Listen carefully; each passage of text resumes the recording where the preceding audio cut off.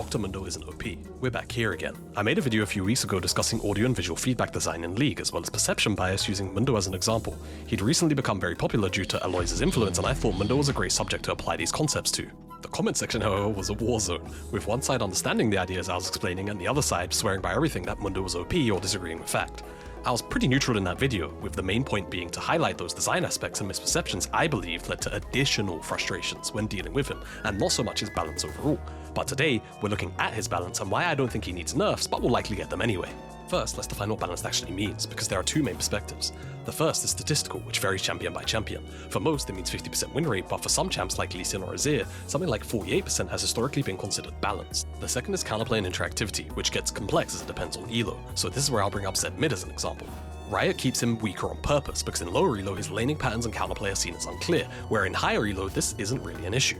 Nonetheless, it drives a high ban rate due to the frustration in lower MMRs, and so in this case, Riot balances around that frustration.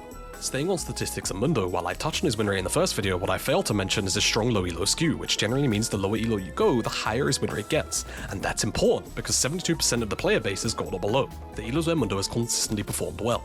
Couple this with a pick rate that's tripled since the start of the year and this new push playstyle, thanks Aloys, and it's no surprise that frustration has grown and that frustration is being reflected in his rising ban rate. When it comes to counterplay for Mundo, if you main top, you have the most agency in picking strong lane answers to get a lead, because if he's behind, he can't do the push thing while dead.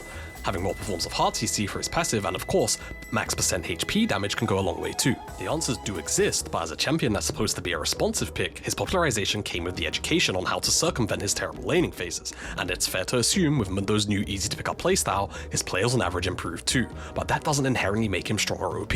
Don't just take it from me though. I went to the man who started this all for his opinion on Mundo's balance right now, and what he had to say was pretty unsurprising, stating he's balanced as he's super draft reliant, provides nothing to his team if behind, and has no self-sufficient way to get back into the game if behind. However, his mindless gameplay loop post-Warmogs and a low mastery curve to learn how to lane leaves Mundo being frustrating to play against, and that's kind of the bottom line I want to focus on.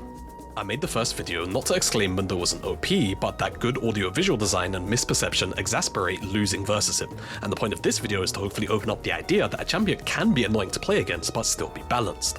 With that said, Mundo is still getting a lot of attention, and the balanced team have taken notice.